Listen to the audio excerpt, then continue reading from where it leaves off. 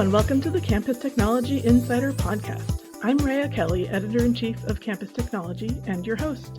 And I'm here with John Baker, CEO of D2L, to talk about the state of the edtech industry and the role of AI in teaching and learning. Welcome, John.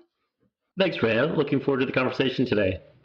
So I was watching your recent keynote address at the D2L Fusion conference, and I learned something about you, that you're learning to play the piano. And actually, that's something we have in common. I'm a pianist, so I just have to start with a little tangent. I'm so curious. Are you learning classical, jazz? What are you learning? The classics right now, and I'm only through my second book. So I'm not quite an expert like yourself, but it's great to actually get back into the learning mode with something that I care deeply about, which is music and art. So it's been a fantastic journey so far, and I've got a great teacher. Wow, that's great. Yeah, and you shared that anecdote as an example of how learning can spark joy, and that's kind of framed your tone for the whole keynote. And then you went on to say that technology and AI also have a big role to play in how learning can spark joy. So how do you make that leap? Because playing the piano, very human, very core sort of emotional response, right? And then tech is, that seems like the opposite. Yeah, I think we always look for meaning in the work that we do. And, I've been building D2L now for 25 years. It's not just for the sake of putting in place technology. It really is designing the technology in a way that's going to make things for humans better and easier.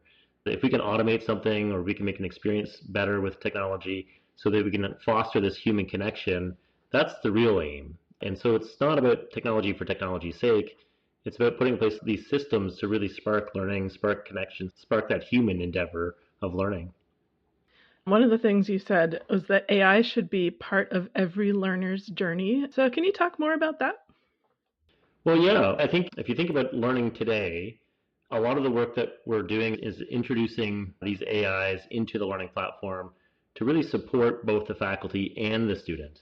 And so for the student, it's really about maybe virtual tutoring or getting feedback or study support or getting an idea of what path they could potentially take that would get them back on track for mastery of an outcome.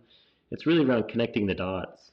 And so, in our case, a lot of that started with making sure that we had the right tools for the faculty so that faculty can really create these engaging learning moments for the students. And so one of the products that we launched was called Creator Plus, and it actually comes from the work that we did in Singapore to reimagine how learning occurs in these learning platforms. So instead of it being a bit more of a learning journey that's lonely, where you go from reading a page of content to maybe watching a video to having a discussion to taking a quiz, and you're kind of on this independent journey through this system and it feels kind of empty, it's how do we put that into a single page? So you're reading some content, you're watching a video, you're having an interactive flashcard exercise maybe, knowledge checks, practices, and then you're getting the voice of the educator back in terms of feedback. So when you go from one topic to the next, you're feeling confident that you can move forward, knowing that you've had these little formative assessments built in that give you that confidence that, hey, I've got that, now I can move to the next topic. But it's also about leveraging these AIs in a way that helps people get better connected. One of the common, I think, myths with personalizing learning or using this type of technology to adapt learning to individuals is that we're going to shift all of learning to an individualized pathway. And what we're trying to do is, no, how do we actually draw more meaning or more connection using these technologies so that students can better connect with other students in group work or collaboration? Students can connect with the faculty member to get better feedback, better inspiration for what they're pursuing, or maybe connect to the big challenges that exist in the profession that they're pursuing, whether it's nursing or medicine or engineering. And these AIs can free up time. So if I can move forward with more efficiency through a combination of better design, better learning experiences, and maybe virtual tutors and other types of power tools with AI, then it could free up time so that we can do more than we would ever normally think of as possible with the education. So quite often students today, if you talk to them, they'll talk about how they have no time to do anything. And so, if this technology can make it easier for students to get through with more efficiency, it enables them to really maybe start to build programs that synthesize data, or maybe we can put together some coding application for a particular problem so that they can actually demonstrate how they can actually solve the problem. versus just understanding or remembering some definitions and then moving forward into the next course. So I think we can elevate what education can actually bring to bear in terms of the quality of the educational experience, which enables us to graduate better nurses, better doctors, better engineers. And that's what I mean by like bringing that joy, that inspiration, that leveraging the technology to really redefine what an educational experience can be. That's an interesting distinction between personalized and individualized. And I never really thought about how individualized in a way is sort of isolating. And so using the personalization to sort of stimulate more collaboration and connection is kind of a new thought for me.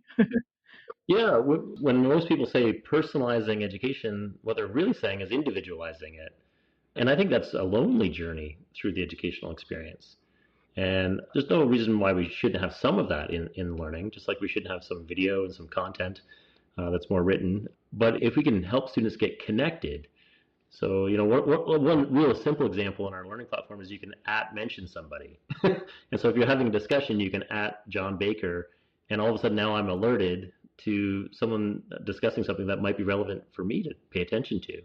And so if we can help with this technology to build better connection, better feedback, better engagement, that's going to be transformative for a lot of students. It seems like a lot of edtech companies have been in a rush to incorporate AI into their offerings. There's a lot of AI washing. So, how is D2L maybe pacing the incorporation of AI while, embracing innovation? What's your approach to that? Well, I think what's critical is making sure that you involve your clients in the design of the system. So we run over 400 design sessions a year with clients, many of which are centered around AI, as you can imagine, for the last 2 or 3 years. We've also been building our own AI technology for the last 15 plus years. So we've been at the forefront. We've made lots of mistakes. We've done things wrong in the past. And so the key for us in the last 3 years is really to, one, back up and establish what are our core principles and foundation for building out AI responsibly. So making sure we're doing it with security in mind, making sure we're doing it with data privacy in mind, making sure that we're taking into account the concerns that our clients have around risk, and making sure that those become the pillars and the foundation for how we build AI to support clients. So a good example would be making sure that humans are in the loop as part of that framework around responsible AI usage, so that as things get developed or built in the system, that a faculty member, for example, is reviewing it, or a student would as well, understand that this technology is being used. And then from that base level of foundation, what we've done with the design work is really focus on what matters the most. So, when I started D2L, it was what's the most important problem I could solve that would have the biggest impact in the world. And that same question gets asked when we're applying AI. And when we looked at the use of AI in our platform, we decided to start with the instructors and the faculty first. I know the downstream impact is on the students, but making sure that faculty were comfortable using these technologies was critical, because much of the generative AI jumped over the enterprise adoption straight to consumer, aka students. And so by bringing faculty into comfortable use of AI and building confidence around that, we felt that was the best pathway for driving adoption. And so what did we start with AI? We started with, how do we generate content or interactive learning experiences with AI in a much easier way? So, using AI to take maybe a video and turn it into a game or crossword puzzle or glossary, or chapter it, or automatically put in quizzes inside the video, is just one example of hundreds that we've done around the learning activity generation. Then you get into assessment generation. So, one of the big things around AI is it really changes how we want to assess students. And so we've made it easier to generate new assignments, new quiz questions, and anchoring that on the learning science and building it in a way that faculty still review. But that automation is transformative, because you can create hundreds of questions very easily now using AI, and then you're editing versus having to create those all from scratch. And then you get into other workflows, if you will, for faculty around linking it to learning outcomes. That's good with AI. You don't have to manually tag things anymore in the system, or making sure that you're providing study support for students so that, if they answer a question wrong, they're getting instant feedback generated by AI. And then you get into those student workflows around tutoring or feedback or other types of activities. But, starting with that faculty first mindset, I think has been a reason why we've seen about 8,000% year-over-year adoption increase with our AI tools. And so it's not AI washing. It's really getting into every month, what's the new feature that we're going to roll out with AI, what workflow we're changing with AI, and anchoring that on really good, solid client input. It sounds like, well, faculty training, of course, super important. What do you recommend that institutions do around that when they're prioritizing their AI strategy? It seems like that training aspect should be somewhere near the top.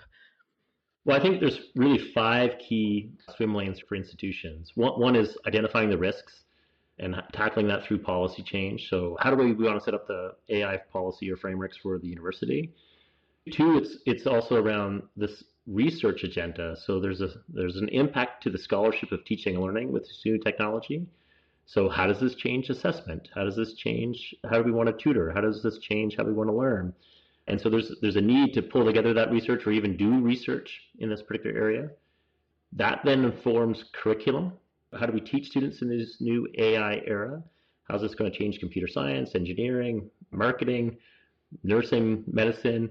And so we really need to redefine how we teach these students. That has then a ripple effect into how do we then upskill the workforce that's out there, not just the students that are here today, but there's all these nurses and engineers that need new training opportunities. So that's a huge growth driver for a university to embrace AI in new ways. And then the 5th is always like, how do I make this part of my daily practice? So a lot of it's really focused on the business of the university or the work that's being done by the university, but I think bringing into your own personal daily practice helps you understand the impact this could have with faculty and students. So you talked about some of D2L's principles around AI. How about future goals? Can you share any of what you're prioritizing or what goals you're setting for AI right now? So for us, it's really making sure that almost every workflow throughout the entire platform is AI enabled. So there's a concept in technology around mobile first.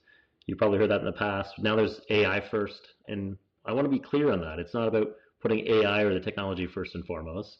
It's really just a technology term, which means AI is enabling all the different key workflows within the system to be better automated. And so, AI is now being used to create learning activities. It's now being used to create assignments. It's being used to create assessments, to link this all to learning outcomes, to link this to feedback or insights, to understand what's going on and what's working, to virtual tutoring, to feedback for students. Almost every workflow in our system is being touched with AI today just to make it easier to use. And it really is a UX or design evolution. So, many years ago, we would compete on ease of use. We feel like, with our win rates more than 50% when we go after opportunities today, ease of use was the key thing that drove that increase in win rate. We think AI enabling these workflows, if you want to say, I want to create manually 10,000 questions to assess all my students, so they have big random question pools, doing that manually is a lot harder than having AI generate 10,000 questions for you or even 100,000 questions for you that you then just review. And so we think this is the evolution of design, evolution of the user experience. And so we need to embrace it quickly in all aspects of what we do. Now, another part of this is integration of AI tools. And so instead of us just building everything ourselves, how do we work with clients to make sure that we prioritize the integration of tools that they also want? So if you look at D2L, we have over 1,800 tools that we integrate into the system, and we'll continue to do more of that with AI. But again, I keep reminding our team, it's all built on that foundation of building trust and security and data privacy. Doing this the right way is better than doing this just fast and furious. It's much better to take a more measured approach in terms of doing this. And so far, our pace with clients has been a little bit ahead of most of our clients, not all of them, but a little bit ahead. So I feel we're hitting the mark right now in terms of the delivery on the AI promise. It's a big shift from, ease of use being the main selling point to AI integration being the main selling point. What are you seeing industry-wide? Are your competitors doing the same thing, do you think? Not really. So I think we've learned a few lessons over the years. We've seen a number of technology waves come. So AI is, I think, the latest, but previously it was cloud technology. And so moving all clients to the cloud was a big driver for change. Previous to that was mobile. Obviously, the internet was one of the first ones that we embraced. AI, I think, is going to be more impactful than all the previous ones. And I think largely because it gets us to a point where we can actually redefine what education can offer. Because now you've got these new tools that can enable a better learning experience. It can also drive down costs. So it could just simply be an efficiency dimension that you work on through these technologies. So, for example, using AI, we know that we can save about 30% of the course design time. We've seen that in study after study now with our clients that have leveraged our tools to support the building of courses. And so it could just be an efficiency strategy, which is very compelling for making a shift into a better learning platform. But the other dimension is around improving the student experience in terms of, it's not just about remembering and understanding or getting through the basics of this course because you just don't have the time to cover everything you'd want to as deeply as you'd want to. Now, if you can free up time because you're using AI, you can get to those higher levels where you're actually really diving deep into problem solving or really trying to actually come up with solutions to big industry challenges as part of that same offering. And so we can actually graduate students at a higher level of mastery than we would have been able to do before. So there's a real transformational aspect of this technology. But yet, Rhea, we've not actually seen it show up yet in RFPs, which is stunning to me. I think we will probably in the year ahead see this become a bigger factor for making a shift in learning platforms. And we're not seeing the same level of investment that we're putting into AI enablement with our competitors. As you know, Blackboard's going through a bankruptcy, so there's certainly a challenge to put in place the R&D investment. And we've not seen a similar level of investment into the core workflows with our other competitors. And it's because it takes a lot of effort and energy and many years of dedication to this. And we're very committed to making sure that we're helping our clients through this big transformation. I've talked to other companies the counter argument would be exercising caution, making sure that these are tools that the constituents actually want. So how do you sort of respond to that? Well, I have no issue with the caution. I think the first swim lane is always about risk mitigation. And so the way that we tackle that is through our foundational framework for how we actually build these technologies, making sure that responsible use of AI is at the first and foremost, security, data privacy, all critical, which is why we actually built these technologies into a ring-fenced environment, using the client's data, leveraging these big models, but yet making sure that none of the data is going out to a public cloud. These are really important aspects of how we build the technology and mitigate those risks. I think that there's still risks with, for example, MCPs, a way to integrate other AIs or let other AIs use your system to extract data, to extract information to support that broader artificial intelligence mission. There's risk still there. And so we've not gone down that approach yet. We may as things become more secure. So I'm not saying that we're doing everything AI. I'm saying we're trying to take the measured approach to do this the right way. But what you don't want to be in this industry is slow. I think we lost some ground when we didn't make the shift to cloud as fast as we should have. And so we think that making sure that our clients have this AI enablement will be a compelling reason why you'd want to shift from Canvas, from Blackboard, from Moodle, from other systems to Brightspace to get this benefit both in productivity, but also to get a better student experience. And so we definitely wanted to move swiftly to capture that opportunity. So you mentioned, how you're not quite seeing AI factor in the RFPs quite yet. So I wanted to ask, what should higher ed institutions be putting on their RFPs? Like, what should they expect from their edtech providers in this new age of AI? Well, I think they want to have a system that leverages AI to support the key workflows that they're supporting their faculty with. So if, for example, an institution is writing an RFP today for a learning platform, at least for a modern learning platform, in the past it would have been like cloud enablement, mobile enablement. Now it should be around AI enablement. So how are you leveraging AI in your learning platform to support everything from content creation to quiz to assessment to feedback to the core features of a learning platform? And I think it should be a big factor.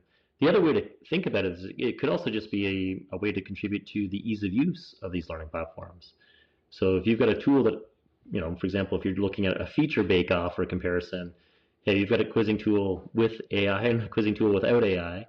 Well, this one's clearly much easier to use because it enables me to achieve the outcome of creating a whole bunch of quizzes that are much more reliable, much faster.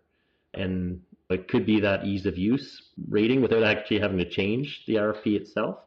It could just be how you evaluate using a rubric. Is this an AI-enabled tool or not? Are there any questions you wish institutions would ask when they're evaluating D2L? I think the big effort that we're trying to do is really two fronts. One, how does this technology help improve learning outcomes?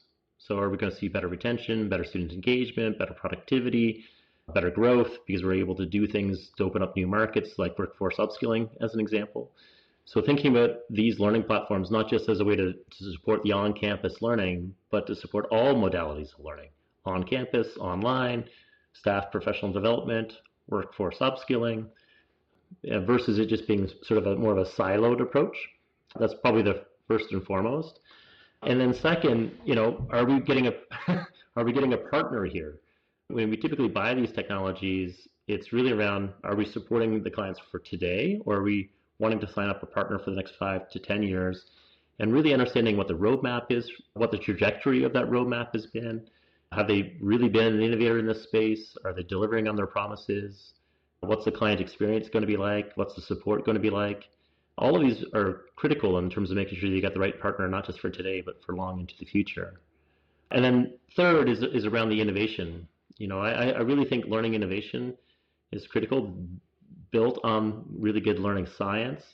So are we able to do things like competency-based learning? Are we able to do mastery-based models of learning, which enable us to shift education from just measuring how much time you spent in a seat and did you pass or fail the exam, to it being much more driven by outcome, where the students can demonstrate mastery, they progress, and so at that point you're able to confidently feel that we've graduated students that are really exceptional engineers or really exceptional nurses or doctors that really understand what they've got to tackle as they get out into the workforce.